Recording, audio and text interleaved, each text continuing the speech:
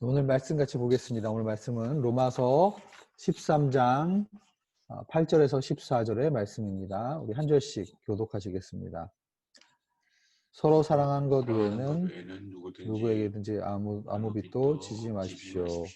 남을 사랑하는 사람은 율법을 다 이루었습니다. 가늠하지 말라, 살인하지 말라, 도둑질하지 말라, 흉날라 라고 하는 계명과 그 밖에 다른 계명이 있을지라도 모든 계명들은 내 이웃을 내 자신과 같이 사랑하라고 하는 이 말씀 가운데 다 요약되어 있습니다. 사랑은 이웃에게 악을 행하지 않습니다. 그러므로 사랑은 율법의 완성입니다. 여러분이 이 시기를 알고 있는 것처럼 벌써 잠에서 깨어야 할 때가 됐습니다. 이제 우리의 구원이 처음 믿을 때보다 가까이 왔기 때문입니다. 밤이 깊고 낮이 가까이 왔습니다. 그러므로 어두움의 일들을 벗어버리고 빛의 갑옷을 입읍시다. 낮에 행동하듯이 당장하게 행동하십니다. 방탕하거나 술 취하지 말고 음행하거나 호색하지 말며 다투거나 시기하지 말고. 함께 읽겠습니다. 시작. 오직 주 예수 그리스도로 옷 입고 정욕을 채우려고 육신의 일에 애쓰지 마십시오. 아멘. 저는 가끔 아부다비에 살면서 아부다비에서 살아가는 우리의 삶의 모습이 로마서에 나오는 로마 교인들의 삶과 비슷한 면이 있지 않을까라는 생각을 해보게 됩니다. 왜냐하면 로마는 당시에 전 세계에서 가장 강대했고 많은 넓은 영토를 가지고 있던 로마 제국의 수도로 다양한 인종들과 문화들이 어울려서 살았던 그러한 도시였습니다. 특별히 로마 교회 안에는 처음에 로마서 시작할 때 말씀드렸지만 이 로마 교회를 시작했던 주류 사람들이 유대인 그리스도인들이었을 거예요. 오순절 성령 강림 체험을 하면서 이제 핍박으로 흩어서 이제 이 그리스도인들이 로마 제국 전역에서 살면서 그곳에서 이제 복음을 전하고 또한 교회가 세워졌을 것입니다. 그러다가 글라디우 황제의 칙령으로 유대인들이 이제 희생양이 되어서 6년에서 7년 정도 로마에서 추방되어서 나가 있다가 나중에 황제가 죽은 이후에 다시 돌아올 수 있었습니다. 로마 교회가 내부적으로 보면 원래 교회를 시작했던 유대인들과 또 현재 교회의 주축이 된 이방인 그리스도인들 사이에서 사실 시기와 질투와 또 갈등을 겪을 수 있었던 그런 상황이었습니다. 거기에다가 그리스도인들은 더 이상 유대교와는 다른 종교를 믿고 있다는 것을 점점 로마 사람들도 알기 시작했죠. 그래서 로마 황제의 비호를 받고 있던 유대교와는 달리 로마 제국 안에서 이제 기독교는 부정적이고 적대적인 그런 환경 속에서 로마 제국 내에서 이제 한 사람의 시민으로, 한 사람의 국민으로 살아가야 하는 그러한 상황 속에서 바울은 이제 바울이 한 번도 교회를 개척하지 않았던 그곳에 이제 로마 교인들을 방문하기 전에 복음에 대해서 아주 체계적으로 그리고 자세하게 설명을 하는 로마서 편지를 기록했던 것입니다. 그런데 그 바울이 이제 소개했던 그 복음이 어떻게 로마 제국 내에서 이렇게 살아가고 있는 성도들에게 영향을 가져다 줄 수 있을지에 대해서 실천적인 그러한 부분들을 우리는 살펴보고 있습니다. 우리도 아부다비에서 사실은 다인종, 다문화, 다종교 사회 안에 우리는 한 민족으로 지금 살아가고 있습니다. 사실 우리가 대부분의 우리의 삶은 한국에서 태어나서 한국에서 자라고, 우리 대부분 지금 오늘 말씀 듣고 계신 분들이 물론 미국에서 오신 분들도 있고 또 다른 배경에서 오신 분들도 있지만 대부분 우리는 한국에서 자라고 또 한민족으로 한 언어 가운데, 그리고 어떻게 보면 한 그러한 역사적 배경을 가지고 성장했던 그런 사회에서 우리는 자랐던 사람들입니다. 그러다가 어느 날 하나님께서 아부다비로 또 루아이스로 또 우리가 지금 살고 있는 이 UAE 땅으로 옮겨주셨죠.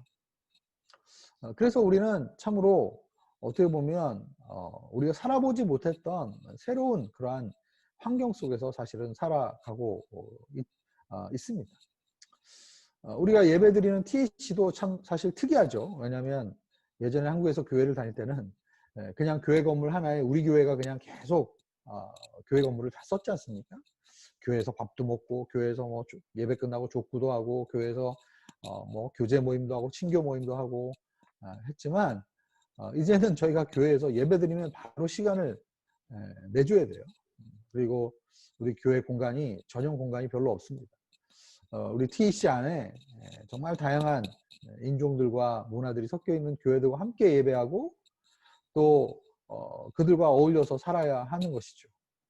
때로는 건물 방 사용 때문에 서로 갈등하기도 하고 또 예배 분위기가 너무 달라서 또 서로 눈시울을 찌푸리는 경우도 있고 또 서로의 어떤 문화적인 이런 것들을 이해하지 못해서 TEC 내에서도 제가 이렇게 그동안 사역하면서 물론 아주 아름답고 정말 풍성한 하나님의 은혜를 또 보기도 했지만 또 여러 구성원들이 모여서 함께 예배드리다 보면 생기는 여러 가지 갈등과 문제들이 있게 되는 것을 보게 됩니다. 우리가 사실 마음으로는 이들을 사랑하고 내가 용서하고 또 함께 어울려서 살아가야 되겠다라고 생각을 하지만 사실은 그렇지 못한 경우가 많은 것 같아요. 아마 우리 성도님들의 직장 가운데서도 우리 많은 성도님들이 회사에서 일을 할 때 아마 한국 사람들이랑만 일하시는 그런 분들도 계시겠지만 그렇지 않은 경우도 많이 있을 거예요. 웨스턴들이랑 또 여기 에미라트들이랑 또 인도 우리 친구들이랑 같이 다양한 문화와 인종 가운데 함께 섞여서 일을 하시는 분들도 많을 겁니다. 그래서 바울은 사실 어제 우리가 믿는 그리스도인으로서 이러한 로마 제국 안에서 한 사람의 신앙인으로 살아간다는 것이 어떤 의미인지에 대해서 이야기를 했습니다. 그리고 오늘 8절에 보면은 서로 사랑하는 것 외에 누구에게든지 아무 빚도 지지 마십시오 라고 이제 권면하고 있어요. 사랑의 빚밖에 지지 말아라. 결국 우리는 하나님의 사랑을 무조건적으로 받은 자이기 때문에 그래서 우리가 그 하나님의 사랑으로 섬기고 사랑해야 되는 그러한 사람들입니다. 우리는 정말 씻을 수 없는 우리의 큰 죄악을 예수 그리스도의 십자가로 인해서 이제 용서함을 받았어요.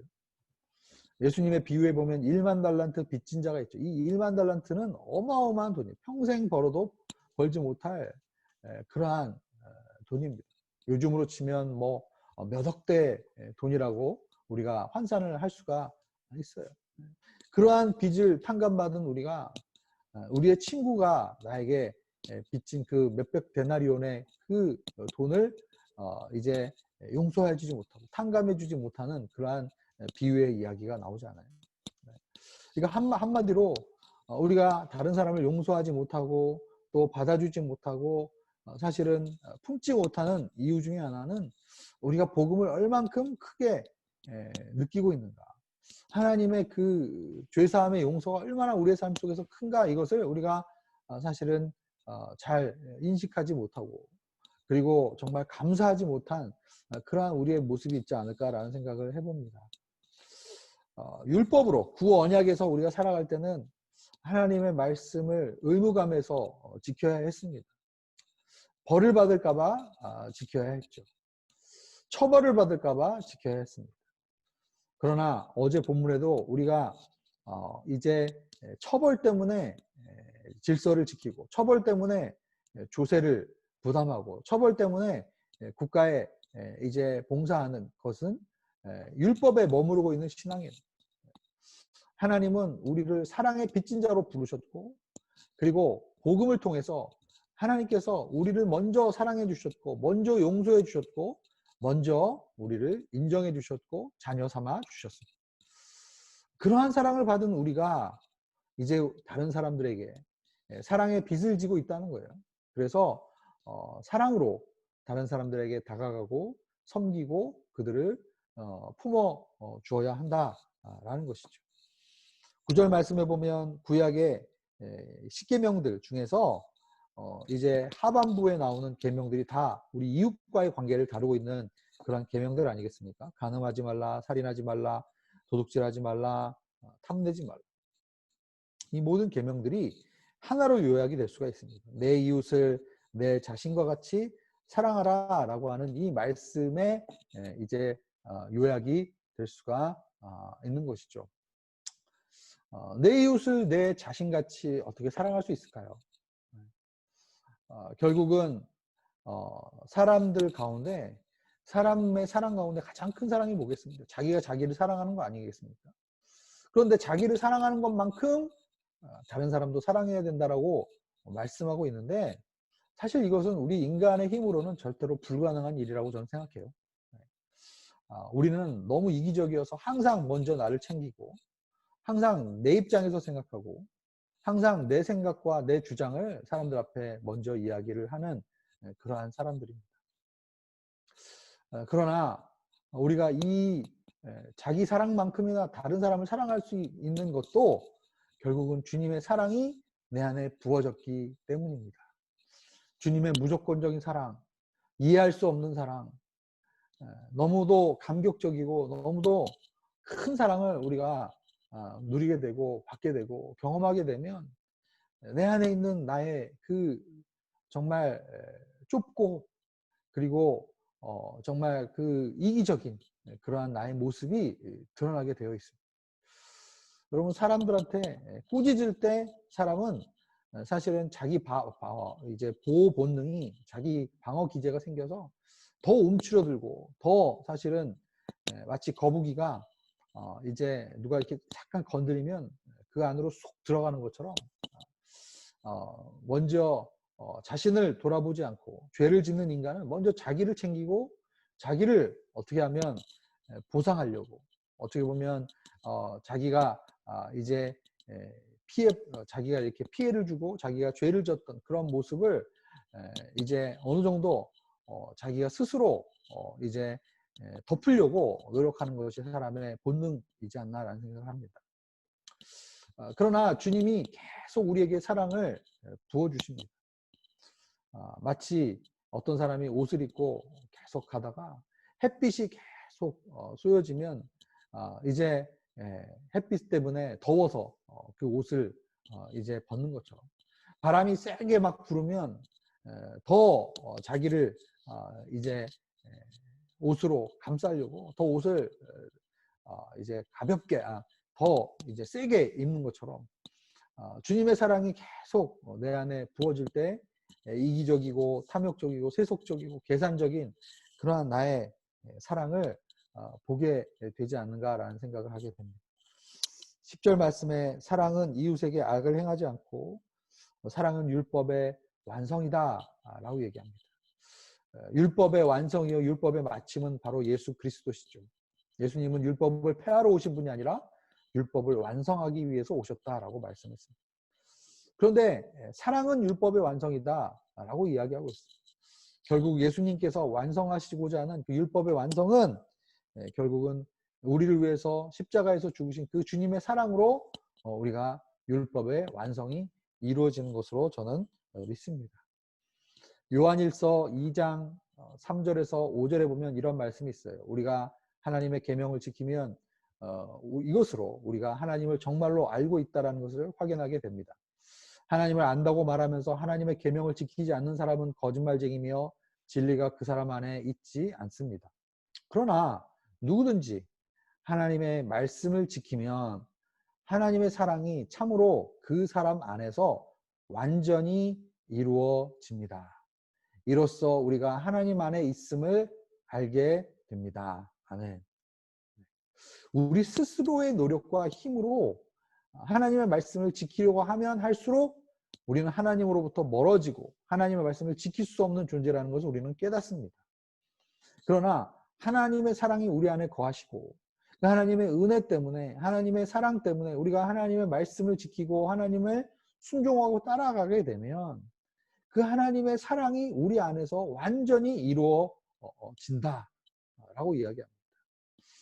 왜냐하면 하나님이 그 하나님 주신 사랑으로 우리가 행동하고 그리고 섬겼을 때 그 하나님의 사랑이 우리를 뛰어넘어서 우리에게 흘러넘쳐서 그 사랑을 이제 사랑을 흘려보냈을 때 그 하나님의 사랑이 우리 안에서 있는 것보다 더 크게 더 나타난다는 거예요. 그래서 우리가 섬기는 기쁨 또 사랑하는 기쁨 내가 받는 것보다 주는 것이 더 기쁘다라는 것을 우리가 깨닫는 사람은 복이 있는 것입니다. 복음 안에서 내가 예전에는 받기만 했다면 이제는 주고 베풀고 나누고 그리고 사랑하는 것이 더 내 마음속에 기쁨이 있고 그리고 그것을 통해서 내가 온전히 더 회복되어지고 더 하나님의 사랑으로 충만해질 때 우리가 하나님 안에 우리가 있다라는 것을 사도 요한은 우리에게 말하고 있죠. 그래서 요한일서를 우리가 읽어보면 그 하나님의 사랑을 알고 있는 사람이 하나님의 계명을 어긴다는 것은 그런 있을 수 없는 일이다 라고 우리에게 이야기를 하고 있습니다. 로마서 13장 11절부터 14절 이제 오늘 우리가 읽어본 본문의 후반절에는 과연 우리가 이러한 은혜 받은 사람으로서 사랑의 빚진 자로서 우리가 살아가는 우리의 이 삶의 이 시기가 어떤 시기인가에 대해서 이야기하고 있어요. 우리가 이런 삶을 지금 살아야 되는 이유는 바로 우리가 살아가고 있는 이 시대가 이 시기가 바로 말세기 때문입니다. 잠에서 깰 때라 라고 이야기하고 있어요. 그리고 밤이 깊고 낮이 가까웠다 이렇게 이야기하고 있습니다. 우리는 이미 로마서 초반부에서 우리가 어떠한 상황에 있는지 우리가 이미 벌써 말씀을 통해서 확인을 했습니다. 예수님께서 십자가에서 우리를 위해서 죽으심으로 우리는 주 안에서 승리했습니다. 사단의 권세가 무장해제를 당했습니다. 하나님의 나라가 우리 안에서 이미 하나님의 통치가 우리 안에서 시작이 되었어요. 그러나 아직 어두움이 완전히 사라지지 않았습니다. 이제 우리가 새벽 우리가 예배를 좀 드리다가 이제 6시쯤 됐을 때는 옆에 창문을 보시면 어둑어둑하죠. 그러나 시간이 조금씩 지나면 빛이 조금씩 우리에게 비추기 시작합니다. 그러다가 이제 새벽 기도가 끝나고 한 7시쯤 되면 언제 어두웠냐는 듯이 아침이 갑자기 우리에게 밝게 찾아옵니다. 우리는 어떻게 보면 예전에는 완벽한 어둠 속에 살아가고 있던 존재들이었죠. 그러나 예수님의 그 십자가의 복음을 통해서 빛이 우리 가운데 비춰지기 시작했습니다. 그래서 어떻게 보면 우리의 지금 현재 영적 상태는 어떤 것입니까? 우리 안에 아직도 죄의 흔적과 죄의 파편들이 아직도 남아 있습니다. 우리 안에 아직도 옛 속성이 우리의 육신 안에 남아 있습니다. 그러나 우리는 그것이 전부가 아니라 이미 예수님의 십자가의 사랑과 은혜로 성령께서 우리 안에 내주하고 계시므로 새로운 새 언약 아래서의 새 속성이 우리 안에 이미 시작되었고 그리고 치열하게 어떨 때는 새로운 속성과 옛 속성이 우리 안에서 싸우고 있습니다. 그래서 12절에 보면 어둠의 일을 벗어버리고 빛의 갑옷을 입자. 그냥 빛의 옷을 입자가 아니라 빛의 갑옷을 입자. 굉장히 영적 전쟁, 전투적인 그런 이미지죠. 우리가 살아가고 있는 이때는 예수님의 초림과 재림 사이에 지금 살아가고 있어요. 우리를 이미 의롭다고 해주셨고 나중에 우리는 영화롭게 될 그 칭의와 영화 사이에 우리는 살아가고 있어요. 우리는 진리의 빛과 어둠이 공존하는 그러한 시기에 살아가고 있습니다. 우리는 언제 주님이 다시 오실지 모르지만 늘 우리는 주님이 곧 오신다라는 생각을 가지고 늘 깨어서 살아가야 한다라고 이야기하고 있어요.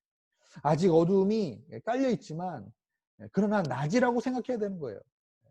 왜냐하면 어두움의 일을 하다가 바로 내가 인식하지 못하는 사이에 갑자기 밝은 때가 올 수 있기 때문입니다. 그래서 13절에 보면 낮에 행동하듯이 그죠? 낮에 행동하듯이 낮인 줄 알고 행동해라 라고 이야기하고 있습니다.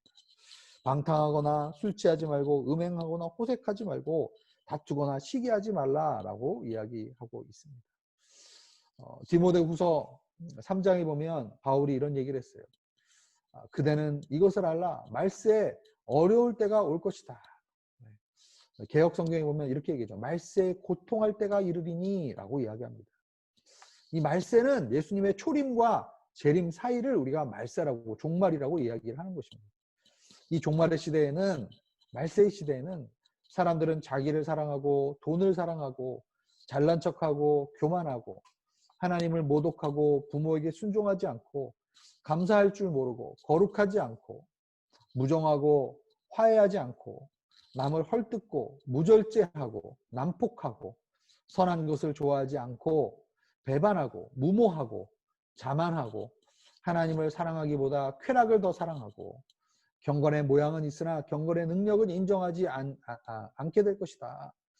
그대는 이런 사람들을 멀리하여라 이렇게 말하고 있습니다. 여러분 말세에 이 고통하는 이 시기에 우리는 늘 끊임없이 이렇게 내 안에 있는 이 어둠의 이 속성과 그리고 하나님을 사랑하고 하나님 섬기고자 하는 이 선한 내 마음 가운데 싸움이 있다라는 거예요. 근데 이 말씀들을 쭉 우리가 한번 들어보시면 우리가 이런 질문들을 한번 해보게 돼요. 내가 언제 이성을 잃어버리는가? 내가 언제 절제력을 잃어버리는가? 내가 특별히 갑자기 와르르 무너지는 그러한 부분들은 어떤 부분인가? 여기 보면 난폭하다, 무절제하다, 때로는 무모하다, 어떨 때는 정이 없다, 돈을 더 사랑한다. 우리 현대인의 어떻게 보면 모습을 너무 바울이 적나라하게 우리에게 이야기해 주고 있습니다. 마지막으로 바울은 오늘 14절에 오직 주 예수 그리스도로 옷 입고 정욕을 채우려고 육신의 일에 애쓰지 마십시오. 우리가 늘 예수 그리스도의 의의 병기로 우리가 예수 그리스도의 복음이 이미 우리 안에 시작되었다는 것을 선포하고 그리고 우리의 날마다의 삶 속에서 그리스도로 옷을 입어야 한다라는 거죠. 여러분 제가 새벽기도 이 줌으로 설교할 때도 제가 설교하는 날은 이렇게 약간 포멀하게 셔츠를 입고 이렇게 씁니다. 그런데 아마 여러분 새벽 설교에서 섬기지 않는 분들은 그냥 티셔츠 입고 이렇게 또 서실 거예요. 아마 밖에 나가실 때도 그냥 집 밖에 근처에 산책하러 나갈 때랑 중요한 VIP를 만나기 위해서 좋은 레스토랑에서 이제 옷을 입고 정장을 하고 그리고 나갔을 때 내 마음 자세와 내 행동 거지가 분명히 다를 겁니다. 바울은 오늘 우리에게 우리는 그리스도로 옷 입은 사람이다. 우리 안에 그리스도가 살아계시고 내주하고 계시고 항상 우리와 함께 하신다. 우리는 그리스도로 옷 입은 사람이다. 그렇기 때문에 우리가 남들이 보던 보지 않던 우리는 늘 낮에 행동하듯이 행동해야 되고 그리고 그리스도께서 보고 있는 것으로 우리는 항상 알고 그리고 우리가 정욕을 채우려고 육신의 일에 애쓰지 말고 우리가 선으로 악을 이기며 그리고 하나님의 사랑을 주변 이웃들에게 흘려보내는 주의 사람들이 될 수 있기를 주의 이름으로 축복합니다. 이 시간에 기도 제목 보고 함께 기도하겠습니다. 다인종 다문화 종교 사회에 나는 하나님의 사랑을 어떻게 실천하고 있는지 오늘 이 아침에 주님께 한번 기도하면서 물었으면 좋겠습니다.